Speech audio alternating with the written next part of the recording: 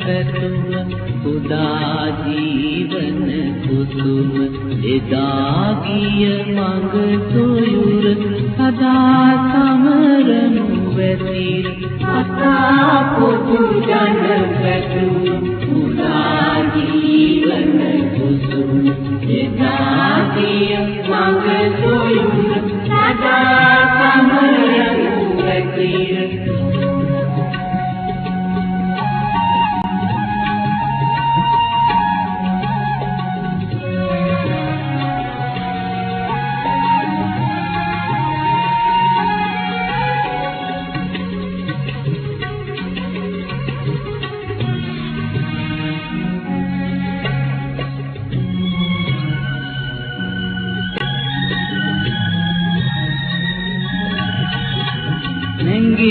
बादक अतर सतुरु बल मुलु बिंदर सदा निवहल्लोवत उबे पुदसुन अमर अता पुजु जन पेटुम उदा जीवन कुसुम एदागिय मंग सोयुग सदा समर मुवतीर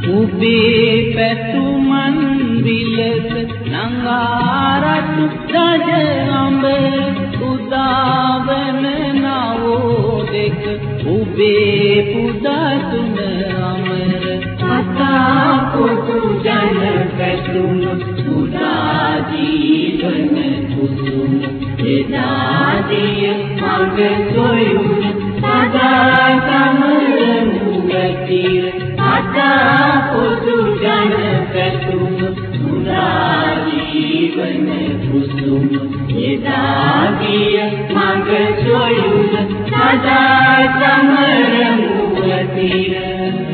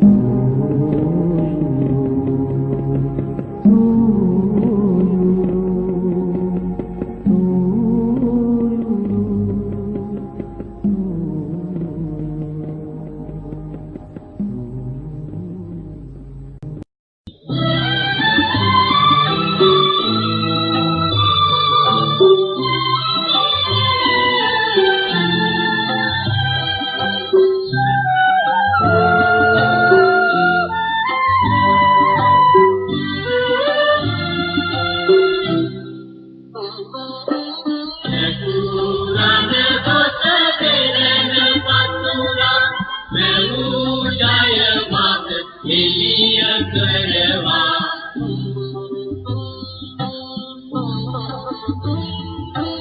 ඔබ නැගූ අද ඔබ පිටුලේ මතා ජනතාවගේ විමුක්තිය මතා ජනතාවගේ කරුණ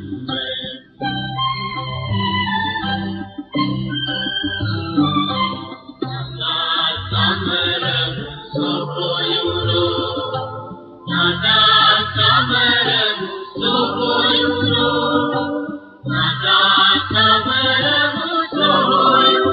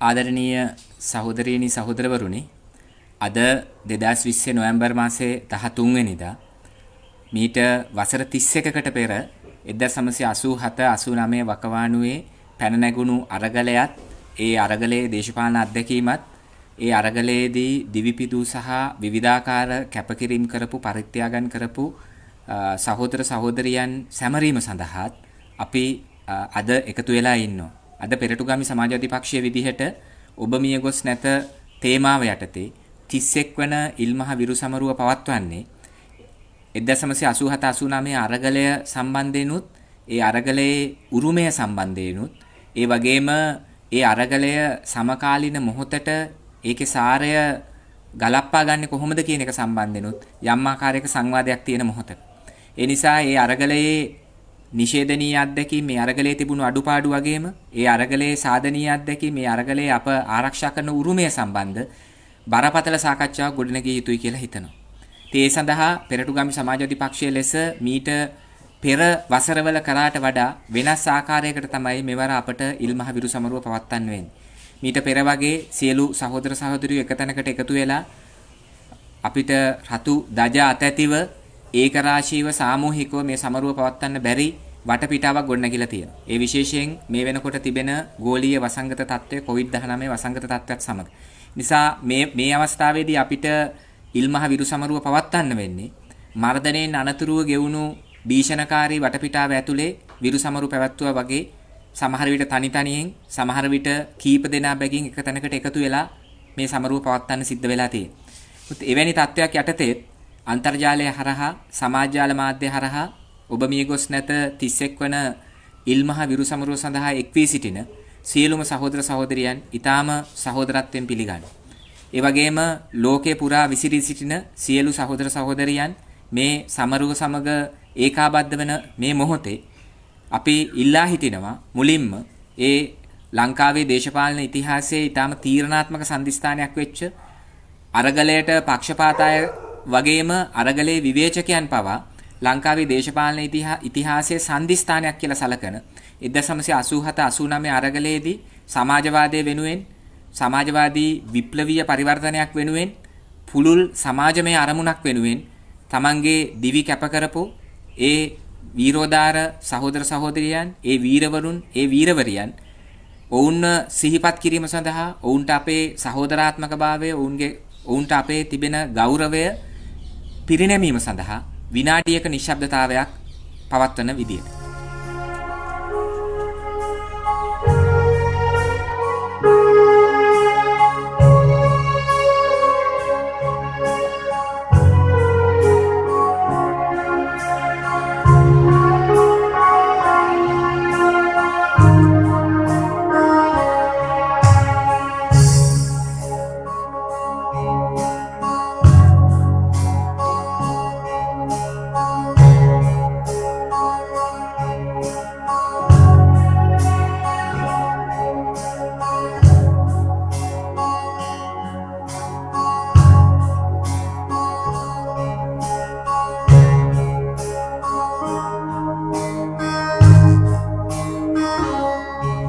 ආදරණීය සහෝදරීනි සහෝදරවරුනි මීට වසර 31කට පෙර සිදු වුණු ඒ අරගලයේ දේශපාලන අත්දැකීම් තුල අපි ස්වයං විවේචනාත්මකව දකින කොටස වගේම අපි විසින් රකින්න උරුමය අපි විසින් ඉදිරියට ගෙන යන උරුමය විශේෂයෙන් ඊට දශක 3කට පස්සේ මේ මොහොතේ මතුවලා තිබෙන සමකාලීන දේශපාලන තත්ත්වය ඇතුලේ ගෝලීය වශයෙන් වගේම ලංකාවේ දේශපාලනයේ ගොඩනැගිලා තියෙන තත්ත්වයන් ඇතුලේ ඒ අරගලයේ උරුමයන් අපි ආරක්ෂා කරන්නේ කොහොමද? ඒ අරගලයේ උරුමයන් අපේ දේශපාලන වැඩපිළිවෙලකට බද්ධ කරගන්නේ කොහොමද? සහ විශේෂයෙන් ඒ අරගලයේදී දිවිපිදු සහෝදර සහෝදරියන්ගේ ආදර්ශයන් ජීවන ආදර්ශයන් අපේ ජීවන ආදර්ශයන් සඳහා මුසු කරගන්නේ කොහොමද කියන එක සම්බන්ධ මූලික සාකච්ඡාවක් ආරම්භ කරන්න ආරාධනා කර සිටිනවා පෙරටුගාමි සමාජවාදී පක්ෂයේ සංවිධායක ලේකම් ආදරණීය සේනාධීර ගුණතිලක සහෝදරයාට.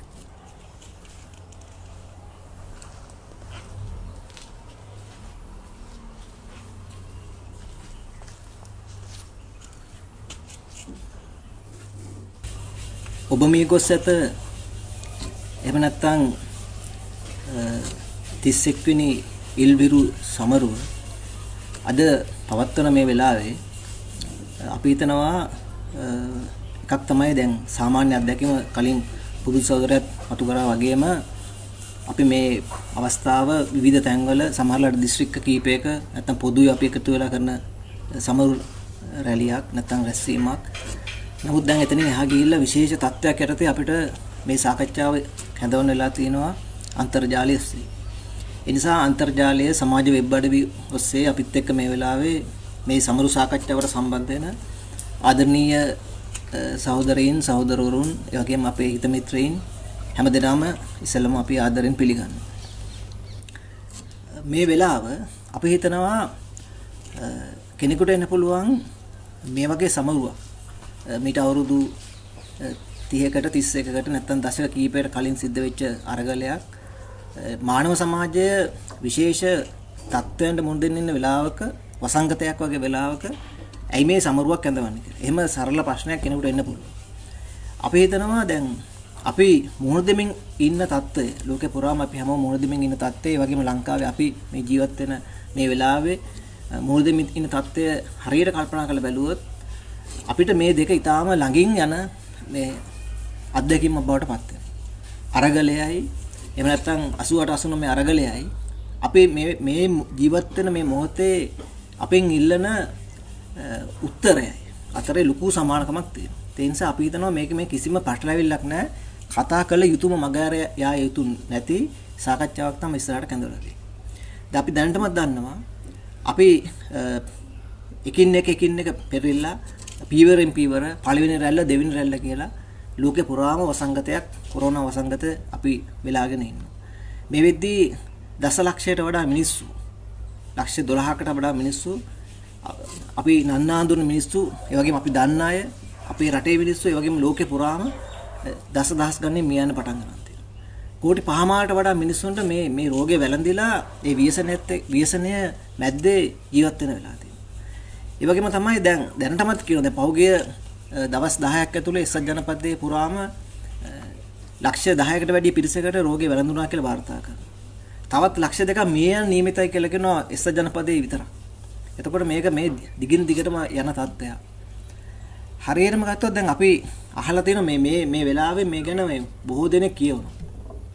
මධ්‍යකාලීන යුගයේ ඒ කියන්නේ 13 වෙනි සියවසේ මැද භාගයේ බොහෝ දෙනා මේක හඳුනන්නේ කළු මරණය කියලා. ඒ කළු මරණය කියන නැත්තම් අපි සාමාන්‍යයෙන් අපේ අතරේ තියෙන්නේ මේ මහාමාරී කියන රෝගය. ඒ රෝගේ වැළඳිච්ච වෙලාවේ පැවතුනේ වැඩවසම් කරනවා. නැත්තම් මධ්‍යකාලීන යුගයේ. මධ්‍යකාලීන යුගයේ මිනිසුන්ට මේ ඒ රෝගයට කිසිම ප්‍රතිකාරයක් නැතුව තමයි මිලියන් ගණන් මිනිස්සු මිය ගියේ. ඒ වෙලාවේ අන්තිමටම මධ්‍යකාලීන යුගයේ ස්වාමීවරු තීරණය කරා වැඩ කරන්න. රෝගේ මැද්දේ වැඩ කරන්න, රෝගී වෙලා ඉන්න මිනිස්සුන් වැඩ ගන්න. මිනිස්සු 100,000 ගණන් මේ යද්දි අන්තිමට මධ්‍යකාලීන යුගයේ ස්වාමීවරු තීරුවේ වැඩ කරන්න කියලා. දැන් අපේ රටෙත් ලෝකෙත් විශේෂයෙන් එක්සත් ජනපදයේ වගේ රටවල් වල අපේ මිනිස්සුන්ට බල කරන එක තමයි රෝගේ මැද්දේ ජීවත් වෙන්න, රෝගයත් එක්ක වැඩ කරන්න මේ යන්න බල කරන වටපිටාවක් නිර්මාණය කළා. ඉතින් අපි අහනවා එක පැත්තකින් මේ අනතුර නැත්නම් මේ වසංගතේ මේ ව්‍යසනය කවද්ද ඉවර වෙන්නේ? ඒකට ගණන් බිනුම් කරන්න බෑ. එහෙම තැනකට ලෝකෙ පත් වෙලා තියෙනවා. සියවස් 8කට 9කට විතර පස්සේ මධ්‍යකාලීන යුගයේ මොහොත දුන්නු අත්දැකීමක් වෙන විදිහකට දැන් අපි කාට ඇවිල්ලා තිනවා. දියුණුවයි කියන තාක්ෂණය මේ සියල්ලක් තියෙද්දි ධනවාදී අසමත් වෙලා තිනවා. අපේ ලෝකේ මානව වර්ගය ඉස්සරහා උත්තරයක් හදාගන්න. ඒක එක පැත්ත. ඊළඟට අපි පැහැදිලිවම දැක්කා අපි සාකච්ඡා කරා එක වෙලාවකදී ලෝක පරිමාණයෙන් ධනවාදයේ බොහොම උදම්මැනුවා. සමාජවාදී ඉවරයි දැන් මෙතනින් එහාට තියෙන ධනවාදය විතරයි. ඒ ලෝකයේ පරිසමාප්ත ලෝකයක් ගැන ඒගොල්ලෝ සාකච්ඡා කරමින් හිටියා. හැබැයි 2008 දී අපි දැක්කා ඒ පරිසමාප්ත ලෝකයේ අවසන් වෙනවා. ඒක බිඳ වැටෙන්න පටන් ගත්තා. ඒ මුල්‍ය අරමුදල පුපුරලා ගිහිල්ලා අන්තිමට ලෝකයේ හැම මේ ධනවාදී කඳුරේ හිටපු විශේෂඥයෝ ඔක්කොම කියන්න පටන් ගත්තා. මුල්‍ය අරමුදල වගේ සමාගම් කියන්න පටන් ගත්තා මේ කෙලවරක් නැති අර්බුදයට අපි ඇවිල්ලා තියෙනවා. ඒ කෙලවරක් නැති අර්බුදයේ ඊළඟ තීරණාත්මක කඩයිම 2021 වෙනකොට නැවත වාරයක් ලෝක ආර්ථිකය බිඳ වැටීම පටන් ගන්නවා. එහෙම වෙලාවක තමයි දැන් මේ කඩාවැටීම සිද්ධ වෙන්නේ මේ වසංගතයේ. නිසා වසංගතයේ විසින් පැවතිච්ච අර්බුදය උස්සන්න කළා තියෙනවා. ඒ නිසා 100,000 ගණන් මිනිස්සුන්ට රස්සා අයින් වෙලා තියෙනවා. 100,000 ගණන් මිනිස්සුන්ට උන් හිටි දැන් අයින් වෙලා තියෙනවා. ඒ නිසා ධනවාදයේ පැවති ස්වභාවයෙන් නව ලිබරල් එකේ ජයග්‍රහණ කියන එක වෙනුවට පවතින බැරි විකල්පයක් නැති තරමට ලෝකෙ පත් වෙලා තියෙනවා. ඒ විතරක් නෙවෙයි දැන් මේ විනාශය අපි කරා කැඳවමින් එන්නේ මේ වසංගත එහෙම නැත්නම් මේ සාගත ඒ විතරක් නෙමෙයි මුළු මහත් පරිසර පද්ධතියම විනාශ කරමින් ඇවිල්ලා තියෙනවා. දැන් එහෙම වෙලාවක අපි අහනවා ප්‍රශ්නයක්. අපිට මොකද්ද උත්තරේ? අපි හිතනවා මෙතෙක් මානව සමාජය හොයාගත්තු මෙතෙක් මානව සමාජය මේ මානව ශිෂ්ටාචාරය හොයාගත්තු ධනවාදයේ විකල්ප සමාජ ක්‍රම තමයි සමාජවාදී. සමාජවාදය පිළිබඳ සමාජවාදයේ ආර්ථිකය පිළිබඳ දැක්ම ඒ අත්දැකීම ලෝකේ අකමකා දාලා තියෙන වෙලාවක ලෝකෙට නැවත වාරයක් බල කරලා තියෙනවා මෙතනින් එහාට අඩියක් තියන්න ඕන කියලා. මානව ශිෂ්ටාචාරයේ මෙතනින් එහා ඉදිරියට නැත්නම් අනිත් පැත්තට යන්න කියන සාකච්ඡා වෙලා. අන්න එතනින් තමයි අපිට නැවත වාරයක් මේ අරගලය ගැන ඇත්ත කතාව මතුවේ. ඒ එදා අරගලේ පෙනුමින් එක මොන දේවල් තිබ්බත් ඒකේ අවසාන දිශාන්තය තිබුණේ. අවසාන බලාපොරොත්තුව තිබුණේ රාජ්‍ය බලයේ සමාජවාදය. ඒ සමාජවාදය දක්වා යන ගමනක් 88 89 දේශපාලන අරගලය තුල තිබුණා. අපි හිතනවා හැම දිනෙකටම සමාජවාදයේ විශ්වාස නොකරන සමාජවාද පිළිබඳ බලාපොරොත්තු ගැන සාකච්ඡා නොකරන අඩු ගන්න එකේ සරල තේරුමක් නොදන්නා කෙනෙකුට උනත් යලි සිතා බලන්න බල කරපු වටපිටාවක් අද ඇවිල්ලා තියෙනවා ලෝකේ පුරාම මේ මුහුණ දෙමින් ඉන්න ව්‍යසනයේ ඉස්සරහ. ඒ නිසා අපි විශ්වාස කරනවා ඒ අර්ථයෙන් ගත්තට පස්සේ 88 89 දේශපාලන අරගලය ඒ මහා දැවැන්ත දේශපාලන අරගලය අපි කලින් කතාවටත් වඩා ඔබ මියගොස් නැත කියන සාකච්ඡාව කලින් කතාවටත් වඩා පුළුල් ආකාරයකින් අපි අතරේ සාකච්ඡා වෙන්න ඕන මාතෘකාවක්. අපි අනිත් පැත්තෙන් අපි බැලුවොත් මෙන්න මෙහෙම කතාවක්. එකක් තමයි කොහොමද මේ සාකච්ඡාව අපි අතරට මේ අරගලය අපි අතරට දැන් සමහරව අර්ථකථනය කරනවා ඒක රෝහණ විජේවීර ඇතුළු විශේෂයෙන් රෝහණ විජේවීර සහෝදරයාගේ බලකාමය පිළිබඳ කතාවක්. ඒක දඩිබිඩි විප්ලවයක් කියලා. කලබලකාරීන්ගේ වැඩ තරුණයන්ගේ කැරල්ලක්. මේ විදිහට එක ඌණ පුරන ගේනවා මේ අරගලය සම්බන්ධයෙන්. අපි විශ්වාස කරනවා හරියට හැරලා බැලුවොත් 80 දශකයේ හම්බෙන්නේ ලංකාවේ වෙනම සාකච්ඡාවක් ඇතුළේ. ඒක නිකම්ම අපි කරා ආවේ නැහැ. ඒකේ ඒ එන්නේ පැවතිච්ච පාලනය. 70 ඉඳලා 77 දක්වා තිබිච්ච පාලනය හැම පැත්තකින්ම පිරිහිලා අසමත්කම් ඇවිල්ලා ආර්ථිකෙ මෙඳ වැටලා වෙනත් විකල්පයක් ඉල්ලා හිටපු වෙලාව. ඒ විකල්ප විදිහට ආවේ එක්සත් ජාතිපක්ෂ පාලනයක් ජනතාවට තෝරගන්න තිබුණේ ඒ වෙලාවේ එක්සත් ජාතිපක්ෂයේ ජයජයන්දලගේ නායකත්වයට තිබිච්ච එක්සත් ජාතිපක්ෂය උන් 6න් 5ක බලයක් සහිතව පාලන බලයක් ගන්නවා. එතෙන් සිට ලංකාවේ දේශපාලන උඩු යටි කුරු වෙනවා. ලංකාවේ ව්‍යවස්ථාවල උඩු යටි කුරු වෙනවා. ප්‍රජාතන්ත්‍රවාද සම්බන්ධ වෙච්ච මුළු සාකච්ඡාවම අනිත් පැත්තක හැෙනවා. මූලික මිනිස් අයිතිවාසිකම් කියන සාකච්ඡාවම අනිත් පැත්තක හැෙනවා. ඒ නිසා අපිට ඉස්සෙල්ලාම පැහැදිලිවම මිනිස්සු අතුරු දාන්න වෙන මිනිස්සුන්ට වෙච්ච දෙයක් හොයාගන්න බැරි වෙන සමාජයක් නිර්මාණය වෙන්න පටන් ගන්න මේ කතාවත් එක්ක. මෙන්න මෙතනදී මේකට විරුද්ධව උඩුගම් බලා යන මිනිස්සුන්ගේ නැත්නම් විකල්පයක් හොයපු මිනිස්සුන්ගේ මුළුමහත් සමාජයක කතාවක් තමයි අපි දකින්නේ 88 89 අරගලේ. ඒක කොහොමද අපි කරා එන්නේ? මේකට පළවෙනි මොහොතේම ජයජයවර්ධන තමන්ගේ අඩිය තියාගන්නේ පැවතිච්ච ව්‍යවස්ථාව 72 හදපු ජනරාජ්‍ය ව්‍යවස්ථාවට ජයජයවර්ධන කියනවා අර දැන් මේ ඊයේ පෙරේදා 20 වෙනි සංශෝධනය කියලා ගෙනාපු වගේම මුක්කුවක් ගහනවා. දෙවෙනි සංශෝධනය 72 ව්‍යවස්ථාවට දෙවෙනි සංශෝධනයක් ගියලා 6න් 5ක බලයෙන් අගමැති හැටියට පත් වෙච්ච ජයජයවර්ධන ජනාධිපති පුටුවාඩි විධායක බලයක් අටව ගන්නවා. විධායක බලයක් අටවගෙන තමයි ඊළඟ පියවර හැටියට 78 ව්‍යවස්ථාව තියෙන්නේ. මේ මොකටද මේ ගෙනාවේ? එයාගේ ආර්ථික ක්‍රමවේදය උනේ ඒ වෙනකොට ලෝක බැංකුව මුල්‍ය අරමුදල ඔය සිංගප්පූරු වගේ රටවල් මැලේසියා වගේ රටවල් අරන් ගිය නවලිබරල් ආර්ථිකයට ලංකාව ගෙනියන්නේ. ඒක ගෙනියද්දී ජයජයවර්ධන ඕන කරා පරමාධිපත්‍ය කියලා සාමාන්‍යයෙන් ලිබරල් අදහස් එක කතා කරන මහජන බලය පාර්ලිමේන්තුව ඊළඟට අධිකරණ මේ සියල්ලක්ම Tamanට අවශ්‍ය විදිහට මෙල්ල කරගන්න ඕන කරන බලයක්. ඒ බලය තමයි විධායක බලය කියලා හැටෙන්නේ. ඒ බලයම නැවත වාරයක් ඊටත් වඩා වැඩි බලතල සහිතව දැන් JR වෙනුවට GR ගෝඨාභය රාජපක්ෂ මහත්තයා ඊයේ පෙරේදා 20 වෙනි සංශෝධනය සම්මත කරගත්තා. දැන් මේ විදිහට තමයි එදා දේශපාලන වෙනස් වුනේ. ඒ වෙනස් වෙච්ච දේශපාලනයත් එක්ක ජයජයවර්ධන පටන් ගත්තා මහා දැවැන්ත දඩයම. පළවෙනි දඩයම උනේ අසූය වර්ජකයන්ව එළියට දාන එක. වර්ජක ඉල්ලන්නේ මොනවද කියන එකනේ වැදගත් උනේ වර්ජකයන්ගේ වර්ජනේ නවත්තන එක වර්ජන බෑ කියන එක. ඒ නිසා වර්ජකයන්ට යන්න තියෙන්නේ සාකච්ඡාවක් නෙවෙයි වර්ජකයන්ට යන්න තියෙන එකම තැන කනත්ත කියලා ලක්ෂයකට වැඩි කම්කරු එළියට දැම්මා. එතනින් පටන් ගත්ත මර්ධනය හැම තලයකටම යන්න පටන් ගත්තා. තනි පුද්ගලයාට, විරුද්ධ මතධාරීන්ට, විරුද්ධ පක්ෂයට, වාමාංශික පක්ෂවලට මහා දැවැන්ත මර්ධනයක් අරගෙන ආවා. මොකද ජයවර්ධන ලිල්ලුවේ? ජයවර්ධන ලිල්ලුවේ මේ එන නව ලිබරල් කොල්ලයට යටත් වෙලා කියලා. ඒකට යටත් වෙලා නිහඬව ඉන්න කියන එක තමයි බල කිරීම. ඒ නිසා කෑ ගන්න හැමෝගෙම කටවහන ක්‍රමයක් පටන් ගත්තා. විරුද්ධ පක්ෂ නායකව සිරිම් බණ්ඩාරනායකට චෝදනා ගොඩාක් තිබ්බ තමයි. වැරදි ගොඩාක් තිබ්බ තමයි. වැරදි පාලනයක් අරන් ගියා තමයි. හැබැයි ජයර්ජවද උමනාව තිබ්බේ ඒක නෙමෙයි ඇත්තටම. ඇත්තටම උමනාව තිබ්බේ විරුද්ධ පක්ෂ නායකව දඩයන් කරගන්න එක ප්‍රජාහිතින අවශ්‍ය කරලා. ඊළඟට 80 ජූලි වර්ෂයේදී කම්කරුවන්ව දඩයන් කරා වෘත්ති සමිති අරගල සම්පූර්ණයෙන් තල්ලා පොඩි පට්ටම් ගත්තා. ඒ වෙනුවට ජයර්ජවදලා තමන්ට හිතවාදී ජාතික සේවක සංඝය කටවලා ඒක මර කල්ලියක් බඩ පත් කරලා ඒක ශිෂ්‍යයන්ට කම්කරුවන්ට පාර දෙන මර සංස්ථාවක් බඩ පත් කරලා වෘත්ති සමිතිය. මේ විදියට එක පැත්තකට මේ කතාව අරන් එද්දී අනිත් පැත්තෙන් ජයර්ජවදනලා ප්‍රජාතන්ත්‍රවාදී සම්බන්ධයෙන් එතෙක් තිබිච්ච මුළු මහත් වේදිකාව ඒ ධනවාදී විසින්ම හදපු වේදිකාව අනිත් පැත්ත ගැහුවා. ජයර්ජවදන ප්‍රකාශපත් කරා අපිට මැතිවරණ ඕනේ නැහැ. මැතිවරණ සිටීම අවුරුදු 10ට අකුලන්න ඕනේ. මොකද්ද කරේ? 82 දෙසැම්බරේ ආවා ජනමත විචාරණයක් ඇඳෙව්වා. 83 ඇවිල්ලා තිබුණේ ඊළඟ මහ මැතිවරණ. 77න් පස්සේ ඊළඟ මැතිවරණේ. ඒ මැතිවරණ වෙනුවට ජනමත විචාරණයක් කළා ජයර්ජවදනලා 89ට තවත් අවුරුදු 6කට අර 77 පාර්ලිමේන්තුව 6න් 5ක බලයක් සහිත පාර්ලිමේන්තුව කල් දැම්මා. මොකද්ද කරේ? නීති විරෝධී ප්‍රජාතන්ත්‍ර විරෝධී පාලනයක් ජයර්ජවදනලා 83න් පස්සේ නැවත ස්ථාපිත කළා. ජයාට අවශ්‍ය විදියට ජනාධිපති බලතල හදාගත්තා. අවශ්‍ය විදියට ජනාධිපති කාලය දික් කරගත්තා. මැතිවරණ සිටීමක් වුණා. මැතිවරණ කල් දාලා සම්පූර්ණයෙන් ප්‍රජාතන්ත්‍ර විරෝධී දේශපාලන විභාගයක් ලංකාවේ ස්ථාපිත.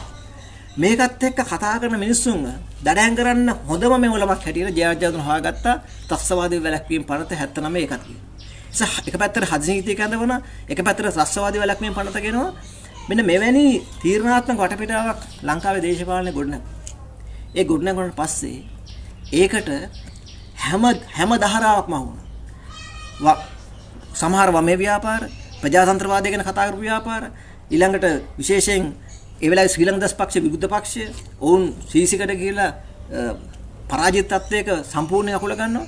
ඒ නිසා හඬක් නගන්න බැරි මට්ටමට සමාජය පත් වෙද්දී කම්කරුවන්ගේ ව්‍යාපාර පොඩි පට්ටම් කරලා දාද්දී ඒකට විරුද්ධව ලංකාවේ ශිෂ්‍ය ව්‍යාපාරය, ලංකාවේ වමේ ව්‍යාපාරය හැට ඒ වෙලාවේ ජනතා විමුක්ති පෙරමුණ තමයි මේ දේශපාලනයේ හයි අතර ගන්න. මොකද්ද වෙන්න ඕන කියලා සමාජයට කියන්න පටන් ගන්න. යන පාර ගැන කියන්න පටන් ගන්න. අන්න එතනදී තමයි මේ අලුත් දේශපාලන කතාවක් ඉස්සරහට එන්නේ. ඒ දේශපාලන කතාව එළියට එනකොටම ජයර්ජවදන තීරණය කරනවා එතනටත් ඇනේ ගහන්න ඕන. ඒකත් එක තමයි කළු ජූලි නිර්මාණය කරලා ජයවර්ධනලා වමේ ව්‍යාපාරය තහනම් කරලා පොඩි පට්ටම් කරන බලන්න. දැන් මේ විදිහට මේ ලංකාවේ දේශපාලනය සම්පූර්ණයෙන්ම මේ ජයර්ජවදන පමණක් එස්ස ජාතික පක්ෂය පමණක් දේශපාලනය කරන වටපිටාවක් නිර්මාණය කළා.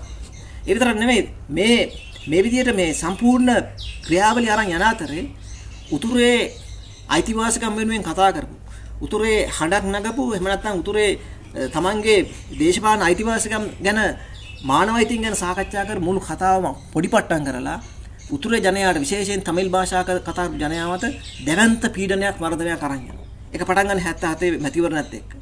ඊට පස්සේ 81 සංවර්ධන සමා ඡන්දයත් එක්ක යාපනයේ පුස්තකාලේ ගිනි තියලා පහර දීම් කරලා මරා දැමීම් කරලා දිගින් දිගට මර්ධනයක් අරන් යනවා. ඒකට විරුද්ධව හඬනකො මිනිස්සුන්ව ත්‍රස්තවාදී වැළැක්වීම පටතයට තේ දනුවම් කරන්න පටන් ගන්නවා. 83 කළුජුල කියලා ගැන සම්පූර්ණයෙන් උතුරු දකුණ තමිල් සිංහල විදියට මුළු මහත් සමාජය බෙදාවෙන් කරපු මහා ගාලකොට්ටයක් නිර්මාණය කරන 83 කළුජුලිය හරහා.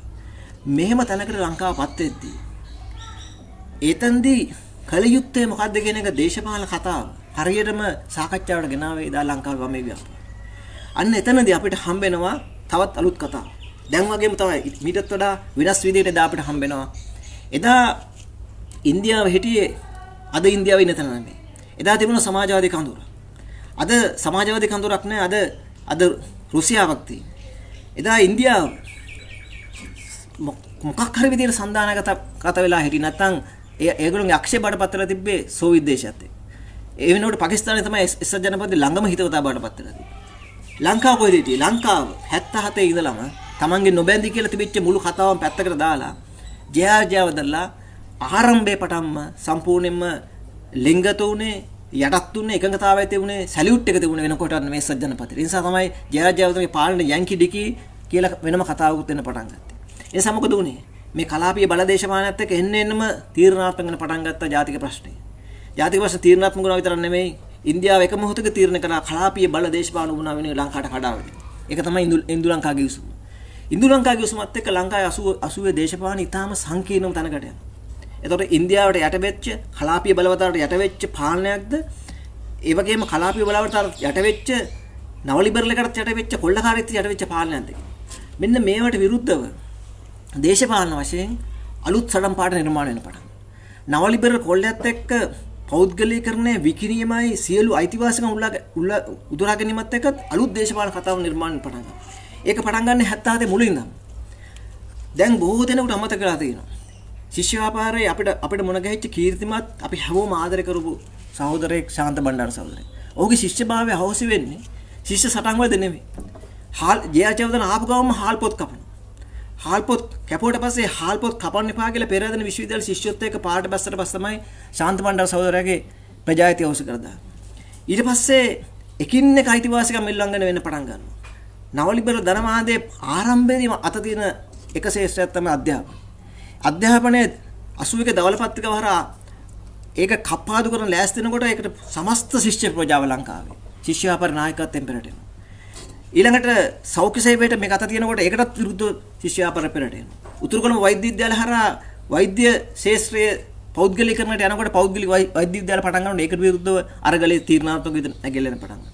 මෙන්න මේ ප්‍රතිඵලය තමයි එතන විකල්ප දේශපාලන භාවිතාවක් නිර්මාණය වෙන පටන්.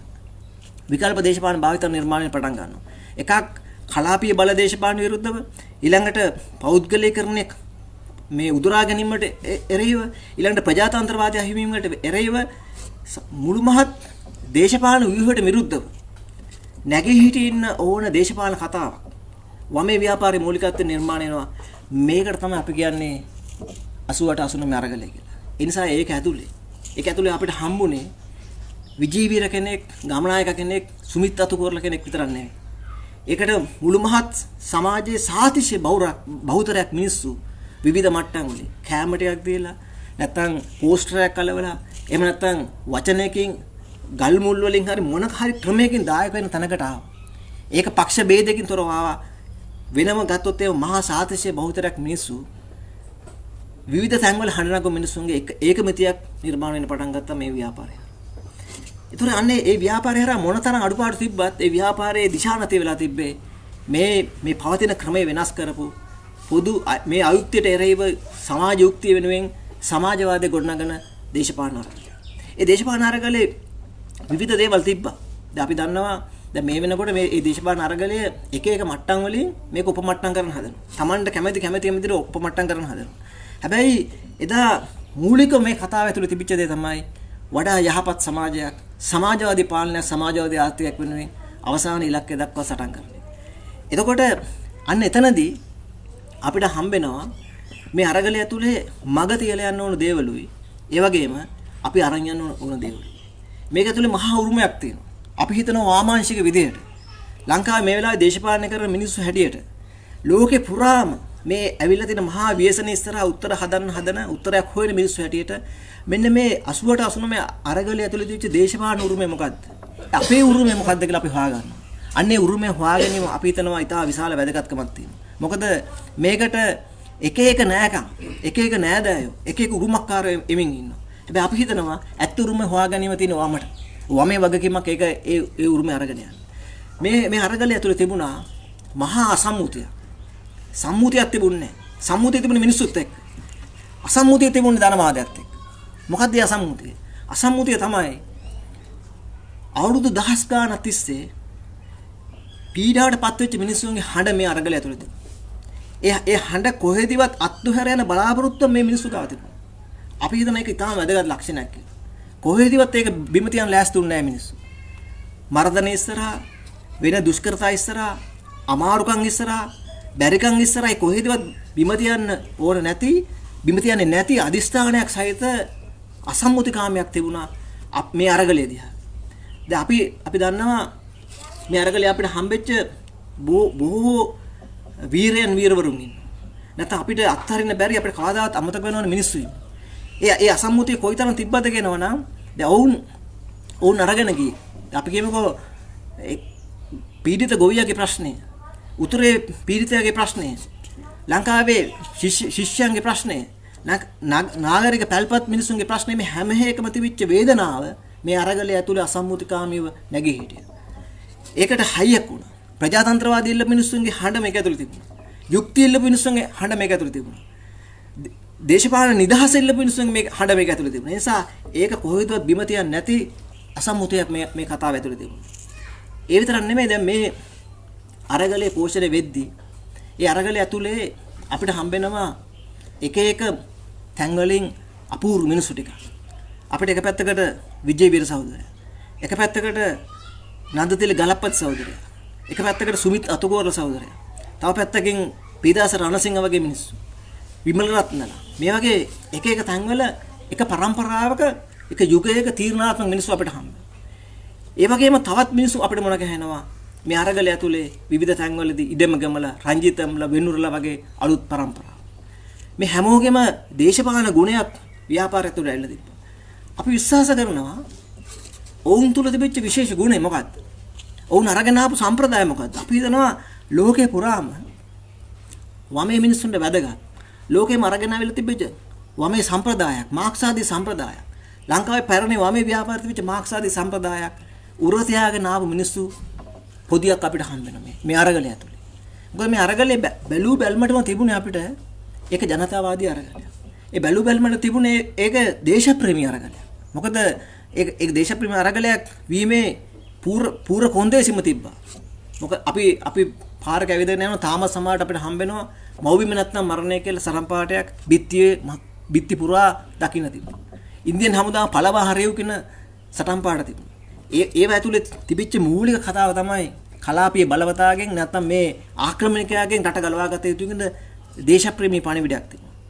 හැබැයි ඒ වගේම තමයි ලෝකේ පුරාම ඒ වෙද්දී 50 දශකයේ 60 දශකයේ 70 දශකයේ පුරාම ඇවිල්ලා ගිය විමුක්ති අරගල තිබිච්ච දේශපාලන දැක්ම එහෙම නැත්නම් ජාති විමුක්ති අරගල තිබිච්ච දැක්ම ඒ වෙලාවේ මේ අරගල ඇතුලේ තිබුණා තමයි.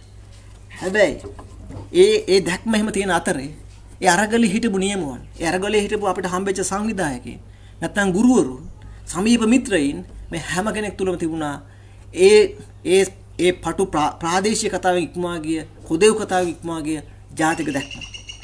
ජාතික දැක්මක් තිබ්බා.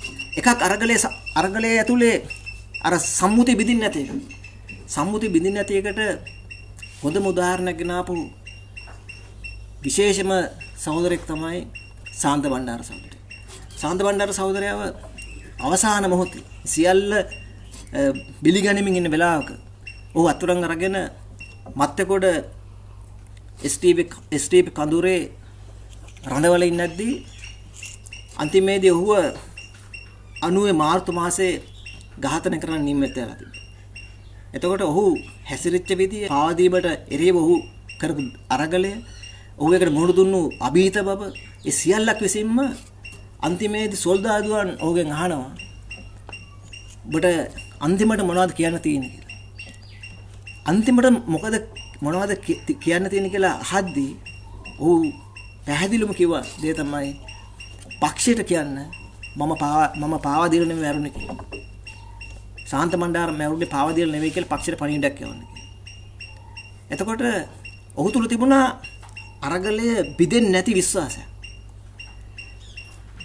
කොතනකවත් සම්මුතියක් හරි නැත්නම් අවසාන මොහොතේ හරි යටත් නොවන සම්ප්‍රදාය. අරගලයේ අත් නොහරින සම්ප්‍රදායක් ඔහු තුල තිබුණා. ඔහු මරණයේදීත් ඒ සම්ප්‍රදාය පක්ෂයට අරගෙන ආවා. ඒක විසින් හදපු විශ්වාසය තමයි කොයිතරම් සොල්දාදුවන් දුර්වල වුණාද කියනවා නම් සොල්දාදුවන් තීරණය කරා මරණයෙන් ගැලවිලා එළියට යන හැම කෙනෙකුටම උඹලා ගිහිල්ලා කියපල්ලා ශාන්ත බණ්ඩාර මෙන්න මෙහෙම කතාවක් අපිට කිව්වා මැරෙන වෙලාවේ ඒක උඹලගේ පක්ෂයට කියපල්ලා. ඒක 90 මාර්තු වෙනකොට ශාන්ත බණ්ඩාර සහෝදරයා මරලා ටික දවසකින් පක්ෂේ පුරාම යනවා. ඒ වෙලාව ඉතුරුලා ඉන්න මිනිසුන්ට ලැබිච්ච යෝධ පණිවිඩය උනේ අපිත් එක්ක හිටපු යෝධ මිනිහෙක්. අවසාන මොහොතේදී මේ අරගලේ විශ්වාස කරමින් තාමත් ඒ අවසාන මොහොතේ අරගලේ ආරක්ෂා කරපු ඉතින්. එහෙම දේශපාලන අත්දැකීමක් අපිට එනවා. ඒතර නෙවෙයි දැන් ඒ අරගලේ ඇතුලේ හිටපු හැම කෙනෙක්ම අපිට හිතෙනවා මේ පතාක යෝධයෝ තමයි එහෙම කරේ කියලා. එහෙම නෙමෙයි. වැලිපිට කැම්ප් එකේ අන්තිමට අත්අඩංගු ගන්න තිවංක කියලා ඔය සාමාන්‍ය පෙළ ලියීමෙන් හිටපු ශිෂ්‍යයෙක් ඒ වෙලාවේ. දැන් ඔහු අත්අඩංගු අරගෙන ඔහුට පහර දීලා ඔහුගෙන් වදකාගාරේ ප්‍රශ්න කරද්දී ඔහු කියන දේ තමයි ඔළුවේ ඉඳලා මාපට ඇඟිල්ල වෙනකන් කෑලි කැපුවත් මම කියන්නේ නැහැ කියලා. අන්තිමට ගහලා ඌව පුළු වලින් ගහලා මරලා දානවා කිසිම වචනයක් කියන්නේ නැතුව. දැන් අපේ ඉන්දියානු සහෝදරයත් එක්ක අත්අඩංගු ගත්තා වරුණ කියලා සහෝදරේ. ඔහු ඇත්තටම කලින් මාලිගාන්ත පිරිවෙනේ භික්ෂුවක් හැටියට අධ්‍යාපනය ලැබපු කෙනෙක්. ඊටාම තරුණ අවදී. ඔහු අත්අඩංගු ගත්ත ගමම්ම යටාරෝ හෝටලෙට අරන් ගිහිල්ලා ඒ වදකාකට අරන් ගිහිල්ලා ඌට වද දෙන ගමන් ඔහුගෙන් ප්‍රශ්න කරනකොට කවුද ඉතුරුලා ඉන්නේ අනිත් අය කියලා ඔහු කිසිවක්ම කියන්නේ නැතුව පළවෙනි මොහොතේම ආරක්ෂකයන්ස වලින් කරපු දේ තමයි ඌගේ අතපය කඩලා දාන්නේ. බාල්කොල්ල එල්ලන එක. අනේක වාරයක් වද දෙද්දි කිසිම දෙයක් නොකිය ඔහු ජීවිතයෙන් සමුගන්න. දැන් ඔහුන් ආරක්ෂා කරපු සම්ප්‍රදාය මොකක්ද? ඔවුන් රැක්කේ මොකක්ද? ඔවුන් තුල තිබුණු අවසාන බලාපොරොත්තුව මොකක්ද? විමලරත්න සහෝදරයාට ඔහු දේශපාලන මණ්ඩල සමාජිකයෙක්. ඔහු සියල්ල දැනගෙන හිටපු කෙනෙක්. ඔහුට අනේක වාරයක් වදදීම ඔහු කිසිවක් නොකියනකොට ඔහුට මෝෆින් දීලා ඔහුගේ සිහිය විකල් කළ ඔහු තොරතුරු ගන්න හදනකොට ඔහු දිගින් දිගටම විමුක්ති ගිය කියන පටන් ගන්නවා. ඔහුන් තුල තිබුණා තාම දියුණු දේශපාලන විශ්වාසයක් මේ අරගලය පිළිබඳව තමන් අරගෙන ආපු අරගලය පිළිබඳව. ඔහුන් තුල තිබිච්ච විශ්වාසය මොකක්ද? මේ සමාජය වෙනස් කරන්න ඕන. මේ නව ලිබරල් රටාව වෙනස් කරන්න ඕන. යහපත් ලෝකයක් නිර්මාණය කරන්න ඕන. සමාජවාදී ආර්ථිකයක් හදන්න ඕන. ඒක වෙනුවෙන් අපි ආපු අරගලය පාවා දෙන්න බෑ කියන දේශපාලන විශ්වාසය ඔවුන් අරන් ඇවිල්ලා තිබුණා. ඒක හරහා ඔවුන් විශේෂ පණිවිඩයක් අරන් ඇවිල්ලා තිබුණා. දැන් බොහෝ දෙනෙක් කියන දේ තමයි ඔවුන් අභීතව මරුණාට තොරතුරු නොදුන්නට ඔවුන් විප්ලවවාදීන් නෙමෙයි. ඔවුන් මාක්ස්වාදීන් නෙමෙයි. නැත්නම් ඔවුන් තුල එහෙම හරියම අධ්‍යාපනයක් තිබුණ නැහැ කියලා අපි විශ්වාස කරනවා. පරිසමාප්ත විද්‍යාවක් අපිට වෙලා හම්බෙලා තිබුණ නැහැ තමයි. අපේ අඩුපාඩුම් බොහෝ තිබුණා තමයි. හැබැයි ඒ අරගලේ හිටපු හැම කෙනෙක්ම දවස ගානේ ගුණමින් හිටියා. අවසාන මොහොතේ ගුණමින් හිටියා. අපි දන්නවා බොහෝ ඔය මාධ්‍ය ජාලාවල නැත්නම් අන්තර්ජාලයේ සාකච්ඡා වෙනවා. වීරයන් අතර විශේෂයෙන් ශිෂ්‍ය වීරයන් අතර ශිෂ්‍ය වීරයන්ට සීමා කරපු වීරයන් ගණනාවක් අපිට කතා කරනවා. ත්‍රිමා විතරණලා, වෙනුන ඉදිරිසිංහලා, එහෙම නැත්නම් ජයවර්ධනලා, අතුල සේනාරත්නලා මේ වගේ ශිෂ්‍ය අරගලේ විශේෂයෙන් වෛද්‍ය ශිෂ්‍ය සටන සිටපු වීරයන් ගණනාවක් සාකච්ඡා කරනවා. අපි හිතනවා ඔවුන්ව සීමා කරලා තියෙනවා. ඔවුන් වෙද සිසු අරගලේ වීරයන් හැටි. හැබැයි ඔවුන් අපි දැක්කේ තමයි ඒ වෙද සිසු සටන නැත්නම් වෛද්‍ය ශිෂ්‍ය සටන ශිෂ්‍ය අයිතිවාසිකම් 81 දවල පත්‍රිකාව අධ්‍යාපන අයිතිය කියන සාකච්ඡාවෙන් එහාට ගිහිල්ලා ඔවුන් තුල පැහැදිලි දැක්මක් තිබ්බ අධ්‍යාපන අයිතිය යලි හැබෑ ලෙසම අධ්‍යාපන අයිතිය අපේ සමාජයට ගෙන්න පුළුවන් සමාජවාදය තුල කියලා. ඒ නිසා ඔවුන් ඒ විතරක් නෙමෙයි සාමාන්‍යයෙන් වෙනු සහෝදරයා අවසාන කාලේ අත්අඩංගුපත් වෙනකොට උතුල නිතර මොනවා හරි ලේඛනයක් තිබ්බා වැඩිපුරම පරිශීලනය වෙච්ච එකක් තිබ්බා ෆොටෝකොපි කරලා අතින් අත ගිය ලියවිල්ලක් ඒක කවුරු යහද්දි මොකද්ද මේ කියලා මේ එයා කියන දේ තමයි මේක අප්‍රේතිසියන් කියලා. ඒතර අප්‍රේතිසියන් නිරන්තරයෙන් පරිහරණය කරන වෙනර කෙනෙක් අපි අතර හිටියා. විද සිසු සටනේ නායකයෙක් වගේම මුළු මහා ශිෂ්‍ය ව්‍යාපාරයේ ඇතුලේ මේ සමාජවාද වෙනුවෙන් කරන දේශපාලන අරගලයේ ඔහු ක්‍රියාකාරී නායකයෙක් බඩපත් වෙමින් හිටියා. අපි තාම ආදරය කරන සහෝදරෙක් රංජිතම් සහෝදරයා.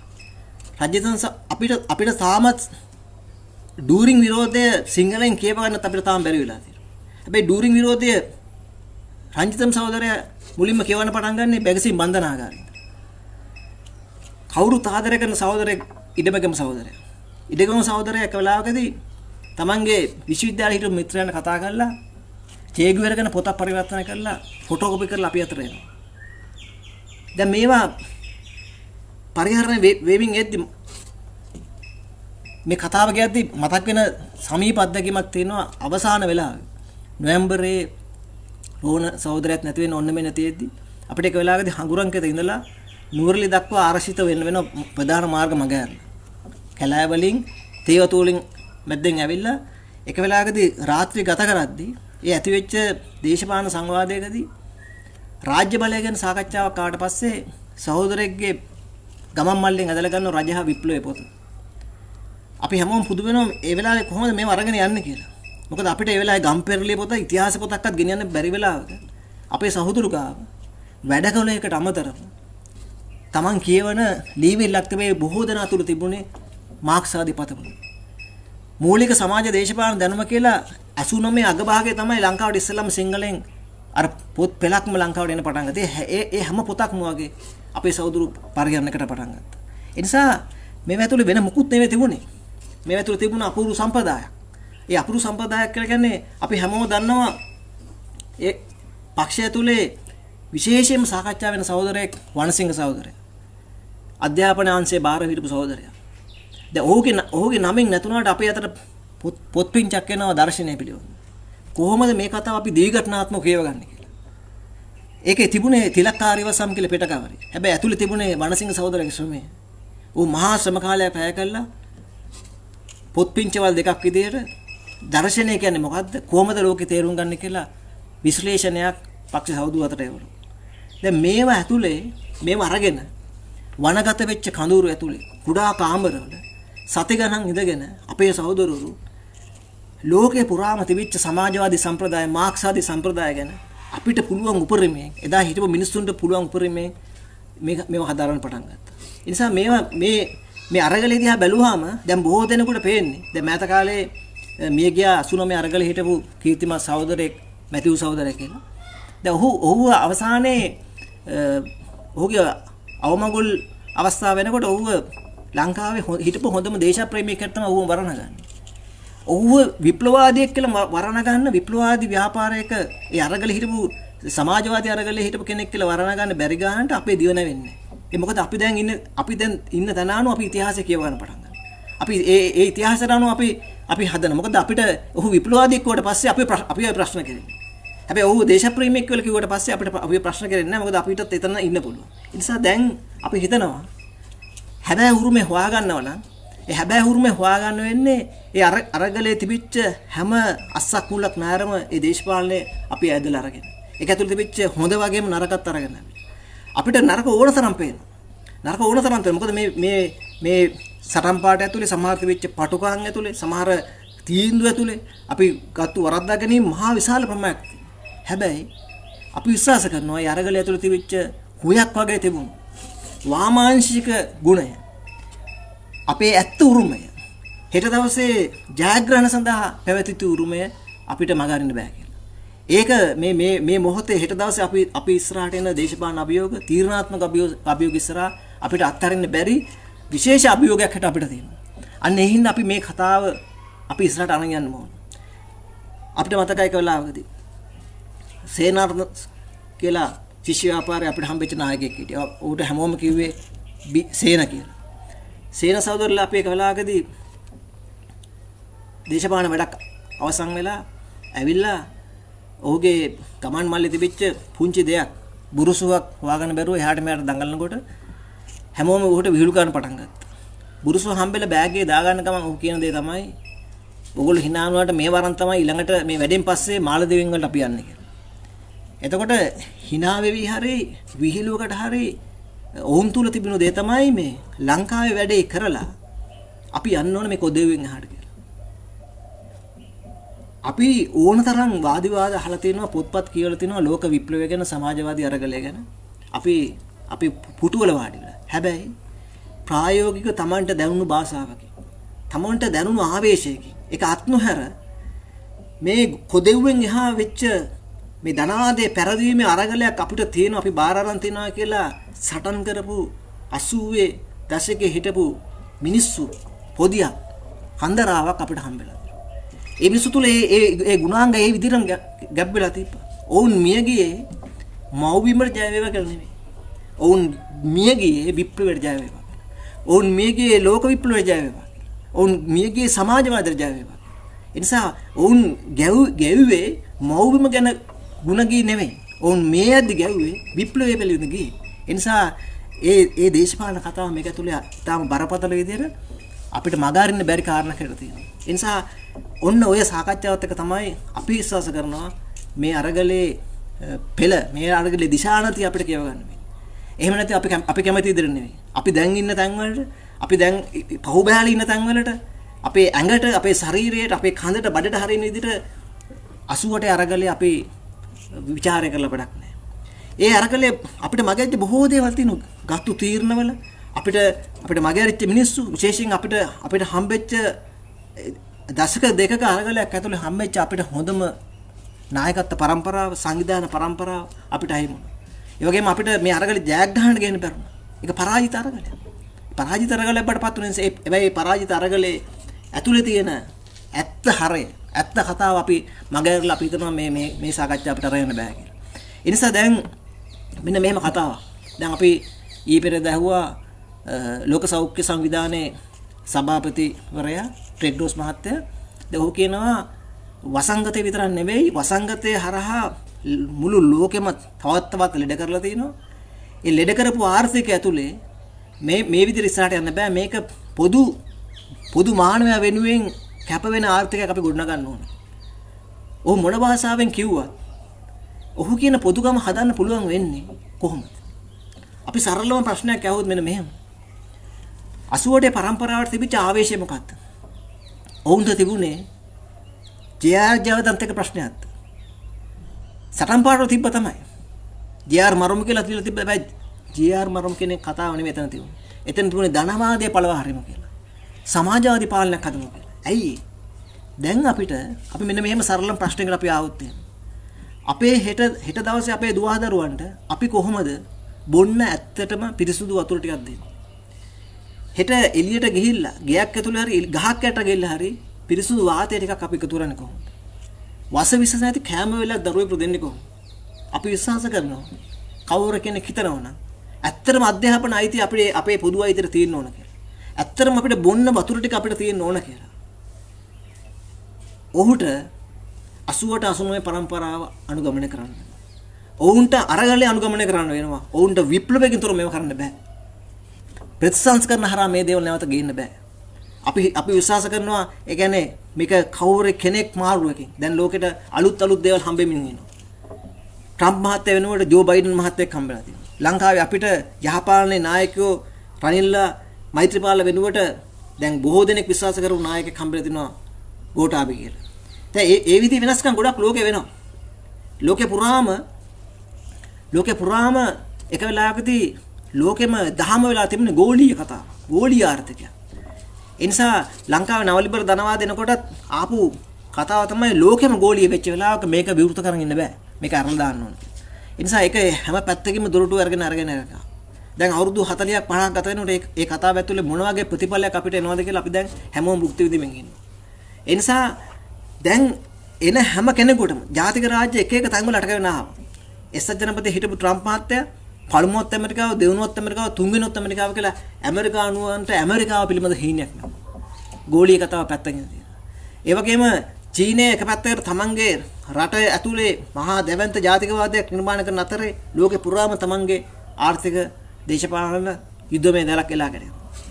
අනිත් පැත්තෙන් ඉන්දියාවගේ රටවල් මෝදි වගේ කෙනෙක් ඇතුලේ, රුසියාව වගේ රටවල් ඊළඟට පුටින් වගේ කෙනෙක් ඇතුලේ, අර බොල්සනාරෝ වගේ කෙනෙක් බ්‍රසීලිය වගේ රටක් ඇතුලේ මේ හැම තැනකම ජාතිකවාදය අරගෙන ආවිලා තියෙනවා. දැන් අපි අහනවා කොහේ හරි රටක් ජාතිකවාදයට පල්ලම් බැස්ස කියලා. බ්‍රිතාන්‍යයේ යුරෝපා සංගමයෙන් වෙන් වෙලා ගියා කියලා. එක්සත් ජනපදයේ තනියෙන් නැගිටින්න කල්පනා කරා කියලා. හෙට දවසේ එහෙම නැත්නම් හිටපු ට්‍රම්ප් මහත්තයනට ජෝ බයිඩන් ආවා කියලා ලෝකෙට යුද උන්මාදේ නතර වෙයි. ලෝකෙට සාගත බිය නතර වෙයි. ලෝකෙට මේ මහා වසංගත නතර වෙයි. ලෝකෙට යුක්තිය සාධාරණ ඉෂ්ට වේද? අපේ සමාජෙ යුක්තිය සාධාරණ ඉෂ්ට වේද? අපි කියනවා එහෙම නැහැ කියලා. අන්න එතනින් තමයි අපිට ඕන කරන්නේ. අපිට ඕන කරන්නේ සමාජවාදී පිළිබඳ බලාපොරොත්තු. 88 89 සර්ව සාධාරණය තමයි. හැබැයි ඒක ඇතුලේ බොහෝ අඩුපාඩුවන් තියෙද්දී අරගලේ තිබිච්ච කතාව අරගලේ තිබෙන ඇතුළත කතාව අපිට ඕන කරන්නේ අපේ ජීවිතවල නේතරයි. අන්න ඒ නිසා අපි විශ්වාස කරනවා අන්න ඒ වෙනුවෙන් අපිට ලොකු සාකච්ඡාවක් මගහරින්න බැරි සාකච්ඡාවක් දැන් ඇවිල්ලා තියෙනවා. දැන් කල්පනා කරලා බලන්න. දැන් අපිට දැන් මේ වෙනකොට එදා 80 ගණන් වල වගේම ඊටත් වඩා වැඩි ප්‍රමාණයකින් එදා ජේ.ආර්. ජයවර්ධනගේ පාලන කාලේ වෙනකොට පෙන්ටගනේ රතු ලකුණක් තියලා තිබ්බා ත්‍රිකුණාමල වරායට. දැන් ඒ රතු ලකුණ වෙනුවට ත්‍රිකුණාමල වරායේ තෙල් ටැංකිය ටිකයි ඒ වරායේ පද්ධතියේ වැඩි කොටසක් අද ඉන්දියාවේ බලධාරීන් අතරපත් වෙලා තියෙනවා. ඉන්දියාවේ බලධාරීන්ගේ පෞද්ගලිකසර ලංකාවේ ආණ්ඩුව ඉල්ලනකොට තෙල් මිල පහළට ගිහිල්ලා අපිට තෙල් ටැංකි ටිකක් දෙන්න බෑද ගබඩා කරන්න කියලා නවදිල්ලින් අපිට එන පණිවිඩය තමයි ඒවා ඉන්දියාවේ දීපලක් ඉන්දියානු ඔයිල් සමාගමේ දීපලක් ඒ නිසා ඒවා ලංකාව රජයට පවරන්න බෑ කියලා. එතකොට එක පැත්තෙන් ත්‍රිකුණාමල වරාය අනිත් පැත්තෙන් හම්බන්තොට වරාය චීනෙට ඊයේ පෙරේදා අර මහමැතිවරණ ඉස්සරහා පොරුන්දු දෙද්දී නැගිනහිර පර්යන්තේ විකුණන්නේ නැහැ කියලා දැන් එළිතර වෙලා තියෙන එක අදානි සමාගමට ගිවිසුම් ගහලා මේ ගෝඨාභය රාජපක්ෂලගේ මහින්ද රාජපක්ෂලගේ ආණ්ඩුවෙන් ඒක දැන් පවර්ලා දීලා තියෙනවා කියලා. ඉතින් මේ විදිහට දැන් මේ මොකද්ද මේ පුංචි කොදෙව්වට වෙමින් යන්නේ? පුංචි කොදෙව්වට වෙමින් යන දේ තමයි 80 දේශපාලනදී අපිට හම්බුණා තනි පැත්තකට ගිය ජේ.ආර්. කෙනෙක් යන්කි ඩැකී කෙනෙක්. ඒ යන්කි ඩැකී ඊට 87 වෙනකොට ඉන්දියාව ඉස්සර දන ගහලා ඉන්දු ලංකා ගිවිසුම් අටවලා පළාත් සභා ක්‍රම අටවලා ලංකාව වෙනම තැනකට මාරු. දැන් මේගොල්ලෝ ඒ පැත්තට මේ පැත්තට හැම පැත්තටම කප්පන් දීගෙන යමින් ඉන්නවා. අර අප්‍රිකානු රටක් මුංචි රටක් වෙච්ච අර අප්‍රිකාවට මහා භූමියට ඇතුල් වෙන පුංචි රටක් වෙච්ච මේ තිබුචිය වගේ ලංකාවේ හැම තීරණාත්මක මර්මස්ථානයක්ම කවර හෝ බලවතෙක් අතරපත් කිරීමේ දේශපාලනය තමයි දැන් යමින් තියෙන්නේ. ඒ නිසා අපි විශ්වාස කරනවා නිදහස පිළිබඳව විමුක්තිය පිළිබඳව හිතන හැම කෙනෙකුටම මේ දේශපාලන කතාවෙන් එළියට එන්න බෑ. ඒ නිසා ඒක සිද්ධ වෙන්නේ රනිල් වික්‍රමසිංහ යටතේද, ඒක සිද්ධ වෙන්නේ ගෝඨාභය යටතේද, ඒක සිද්ධ වෙන්නේ මොන පාලකයට යටතේද කියන්නේ මේ ඒකට විරුද්ධව හඬන ගන්න පුළුවන් මිනිස්සු දැන් අපිට ඕන වෙලා තියෙනවා.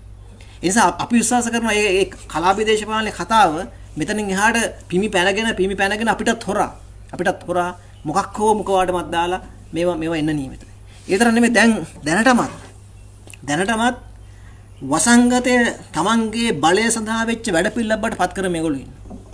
ඒක දැන් සියලුම දෙනාව සාමාන්‍ය කරන රෝගය තියෙනවද කියලා නිරීක්ෂණය කරගන්න එක අපිව පරීක්ෂා කරන එක තමයි කරන්න. හැබැයි ඒ වෙනුවට දැන් අපිව සියලුම දෙනාව ලඝුගත කරන එහෙම නැත්නම් අපිව සම්පූර්ණයෙන් මේ අපේ තොරතුරු ජාලගත කරන වැඩපිළිවෙලක් දැන් ආණ්ඩුව අරන් ඇවිල්ලා තියෙනවා. කාලයක් තිස්සේ මේ ආපු දේවල් දැන් වඩා වේගවත් කරලා තියෙනවා. විද්‍යුත් හැඳුනුම්පත් කතා කරනවා. තවත් බොහෝ දේවල් අටවන්න නියමිතලා තිබ්බා. සමූහ වශයෙන් ඡායාරූපගත කරලා උතුර ජනයාව මේ තමන්ගේ දත්ත ගබඩා වලට ගනිමින් හිටියා. දැන් අලුතෙන් අපි අතුල් වෙන හැම පොදු ස්ථානයකදීම යන සුපර් මාකට් එකකදී හැම තැනකදීම අපිව කොරෝනා මුවාවෙන් අපිව ජාලගත කරන වැඩපිළිවෙලක් අරන් යනවා. ඒ තරම් නෙමෙයි දැන් විශ්ව සංශෝධනයත් එක්ක හොර රහසේ ඒක ඇතුළත් කරපු මේ සංශෝධනත් එක්ක ගෝඨාභය රාජපක්ෂලා සමත් වෙලා තිනවා අධිකරණය Tamanට ඕන විදිහට මෙල්ල කරන්න පුළුවන් විදිහට Taman කැමැති මිනිස්සුන්ව අධිකරණයට පත් කරන්න පුළුවන් විදිහේ අර ජේ.ආර්. ජයවර්ධන පන්නේම කතාවක් කරන් යනවා. එදා ජේ.ආර්. ජයවර්ධන තමන්ගේ යාළු මිත්‍රයන් ගෙනාවා. නිවේල් සමරකෝන් මහත්තයාව ගෙනාවා අග්‍රනිෂ්ඨකාරතුලට. තමයි හිටපු අය විශ්‍රාම මැරලා තමන් කැමතියි පත් කරගත්ත. ඒකම දැන් 20 වෙනි සංශෝධනයේ මුවාවෙන් ගෝඨාභය රාජපක්ෂ පටන් ගන්න තියෙනවා. ඒ නිසා එදා දවසේ වගේම හෙට දවසේ කවුරු විශ්වාස කරනවා නම් ප්‍රජාතන්ත්‍රවාදය වෙනුවෙන් හඬක් ඕන කියලා අපි හිතනවා. ඒ හඬ තියෙන්නේ තනිව නෙමෙයි. ඒ ප්‍රජාතන්ත්‍රවාද වෙනුවෙන් හඬ තියෙන්න ඕනේ මේ කොල්ලකාරී ධනවාදයට එරෙහිව. කොල්ලකාරී ආර්ථිකයට එරෙහිව. ඒ වගේම ඒකේ දිගුව තියෙන්න ඕනේ දිශාන්ත තියෙන සමාජවාදය වෙනුවෙන්. ඒ නිසා සමාජවාදී ආර්ථිකයක් කියන කතාව ඇතුලේ මේ හැම එකක්ම දැන් එකින් එක ලියවෙන පටන් ගන්නවා. ප්‍රජාතන්ත්‍රවාදී ඉල්ලන කෙනාට සමාජවාදයේ කතාව අතාරින්න බෑ. අධ්‍යාපන අයිති ඉල්ලන කෙනාට සමාජවාදී කතාව අතාරින්න බෑ. ඊළඟට පොදු සෞඛ්‍යයක් ඉල්ලන කෙනාට සමාජවාදී අයිතිය අතාරින්න බෑ. ඒ නිසා අපිට එක එල්ලයකට ලෝකේ පුරාම අපි හැමෝටම එක එල්ලයකට මෙන්න මේ සාකච්ඡාව අරගෙන බල කරලා තියෙනවා. දැන් අපිට බොහෝ දෙනෙක් අපේ 69 ලක්ෂයක් මිනිස්සු විතර නෙමෙයි බොහෝ දෙනෙක් හිතුවා ගෝඨාභය වගේ කෙනෙක් පත් වෙනකොට ඒකට ප්‍රබලම හේතුව ලැබෙන ගෝඨාභය දක්ෂතාවයටත් වඩා ගෝඨාභය සම්බන්ධයෙන් හැදිච්ච මතවාදයට වඩා ඒ මතවාදී හදන්න පසුබිමක් හැදුව විශේෂයෙන් යාපාන. යාපාන තිබිච්ච අසමත්කම අසමගිය ඒක තිබිච්ච අපේක්ෂාබංගත්වයත් එක්ක ලංකාවේ මිනිස්සුන්ට අර ට්‍රම්ප් එළවන වගේම කතාවකට හිටපු යහපහන් එළවලා වඩා හොඳ ගෝඨාභය කෙනෙක් ගැන විශ්වාස කරනවා. ඒ ආවට පස්සේ අපි දැක්කා දැන් මේ කන්න දෙකයි පහුවුණා. ඒ කන්න දෙකට හාල් මිල ගැන ගැසට්ටු 4ක් එනවා. හැබැයි මිල මොකද වෙලා තියෙන්නේ? පැරණි මිලම තියෙනවා. අපිට මෙහෙන් කියන 95 96 කියලා අපිට ගන්න ගියාම 110 120 ඊටත් වඩා වැඩි වෙනවා. මේගොල්ලෝ කිව්වා හාල් දැන් සීනි මිල බස්සනවා. සීනි වල තිබිච්ච අර රුපියල් 40ක බද්ද ආණ්ඩුව අයින් කළා දැම්මා. අයින් කරලා පස්සේ අඩුම ගානේ රුපියල් 35කින් 40කින් සීනි කිලෝක අඩු වෙන්න ඕන. දැන් මේව ගෙන්නන වෙළඳ ඒකාධිකාරිය මොකද කරේ? ඒ බද්ද තමන්ගේ සාක්කුවට දාගෙන ඒ වාසිය තමන්ගේ සාක්කුවට දාගෙන දැන් මේ ගිය ඔක්තෝබර් 13 වෙනිදා අද ඔක්තෝබර් 13 වෙනිදා යනකොට මාසයක් වෙනවා. මේ බද්ද අයින් කරලා. ඒ බද්ද අයින් කරනකොට මේගොල්ලෝ ගේනවා මෙට්‍රික් ටන් 26000ක නැවක් ලංකාවට. අඩුම ගානේ මේ 26000ක නැවේ තිබිච්ච ඒගොල්ලන්ට මේ බද්ද අයින් කරලා පස්සේ අතර නිකම්ම හම්බෙන ලාභය තමයි මිලියන 1000කට වැඩි ඔවුන්ගේ අතර හම්බ වෙනවා. ඒ ඔක්කොම තමන්ගේ සාක්කුවට දාගෙන අර හාල් මාෆියා වගේම දැන් මේ මහා වෙළඳ මාෆියාවක් තමන් කැමැති විදිහට මේ පාලනය අරගෙන යනවා. ඒතකොට මොකද්ද මේ වෙලා තියෙන්නේ? මේ බලවත් නායකයන් බලවත් ආණ්ඩුව විසින් හසුරුවනවා කියන කතාව වෙනුවට අපිට හම්බෙලා තියෙනවා වෙළඳ මාෆියාවක් විසින් අපිට හසුරුවන එක. මේක යටින්ම තියෙන කතාව මොකද්ද? පොඩ්ඩක් කල්පනා කරලා බලන්න. යටින්ම තියෙන කතාව තමයි අපිට ඕන කරලා තියෙනවා මේවා හරිද වැරදිද මොකද්ද කරන්න ඕන කියලා තීරණ ගැනීමේ බලය වැඩ කරන ජනතාවට නිර්තර පන්තියට සාමාන්‍ය මිනිස්සුන්ට තියෙනවා. ඒතර ඔවුන් තමයි තීරණය කරන්නේ කොහොමද වෙළඳාම පවත්වාගෙන යන්නේ කියලා. වෙළඳ ඒකාධිකාරය වෙනුවට මාෆියාවක් වෙනුවට අපි කොහොමද අපේ අයිතිවාසිකම් එකට ගන්න කියලා.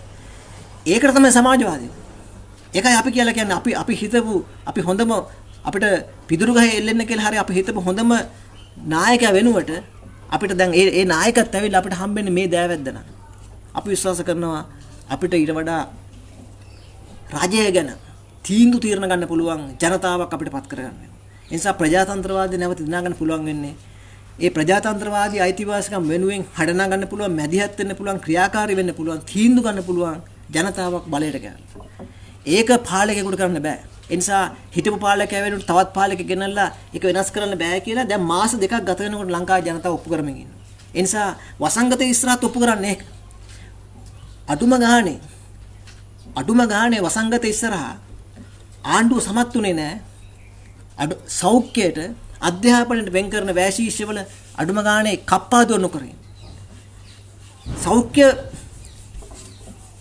සෞඛ්‍යයට වෙන් කරපු වැශීෂ්‍යයත් කප්පාදු කළා දානවා. අධ්‍යාපන වෙන් කරපු වැශීෂ්‍යයක් කප්පාදු කළා දානවා. එතකොට මේ මොකද්ද මේ වෙන්නේ?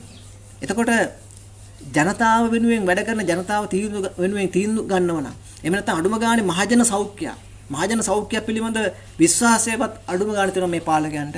ඔවුන් මේ මොහොතේ මේ වසංගතයේ තවදුරටත් මාසෙකින් දෙකකින් අවසන් නොවන වසංගතයක් ඉස්සරහට යද්දී අඩුම ගානේ ඔවුන් කල්පනා කරන්න ඕනේ මේ එතනින් එහාට මේ කතාව ගේන්න ඕනේ කියලා. ඒ නිසා අපි විශ්වාස කරනවා පැහැදිලිවම වෙන මොකක්වත්ම නෙවෙයි අපිට විතරක් නෙවෙයි ලංකාවේ ඉන්න අපිට විතරක් නෙවෙයි මුළු මහත් ලෝකේ පුරා මිනිසුන්ට පැවතිච්ච ආර්ථික ක්‍රමයෙන් එළියට ඇවිල්ලා වෙනත් විකල්පයක් වෙනුවෙන් වැඩ කරන්න හිතන්න මහන්සි වෙන්න වෙලාවක් ලැබෙනවා.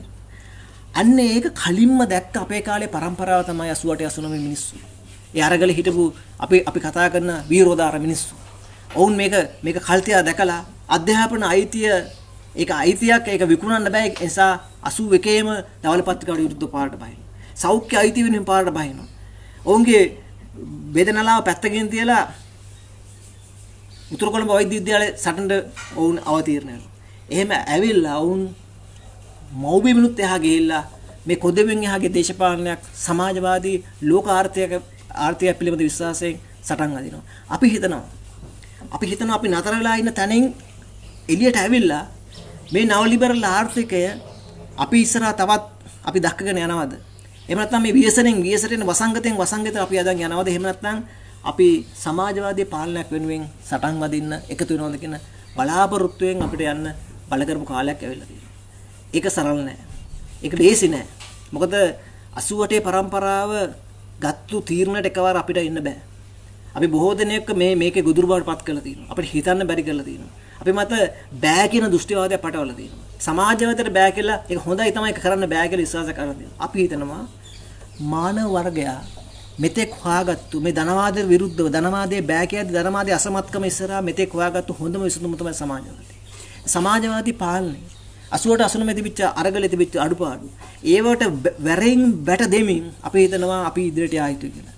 අන්න ඒ වෙනුවෙන් අපිට පුළුවන් නම් යමක් කරන්න මේ වෙලාවේ. ඒ වෙනුවෙන් අපිට හඬක් නගන්න පුළුවන් නම් ඒ වෙනුවෙන් කතා කරන්න පුළුවන් නම් ඒ නිසා අපි හිතනවා ප්‍රජාතන්ත්‍රවාදී වෙනුවෙන් කතා කරන මිනිස්සු අර පිටකොටුවට මැනි මාකට්ටයට එළවලු ටික ගෙනල්ලා පාන්දර 4ට එළවලු ටික වහගන්න බැරුව ලත වෙද්දි නැත්නම් ඒකට හඬා වැටෙන්නේ නැතුව ඒකට අරගල කරන මිනිස්සු වගේම දැන් මේ වෙලාවේ 5000 ඉල්ලලා ග්‍රාම සේවා මේ මහතුරුන්ගේ කාර්යාල වටලන මිනිස්සු වගේම පාසල් එකම් කාර්යාලයට යන මිනිස්සු වගේම අර උසස් පෙළ ශිෂ්‍යෝ තමන්ට වෙච්ච මහා දැවැන්ත අසාධාරණයි.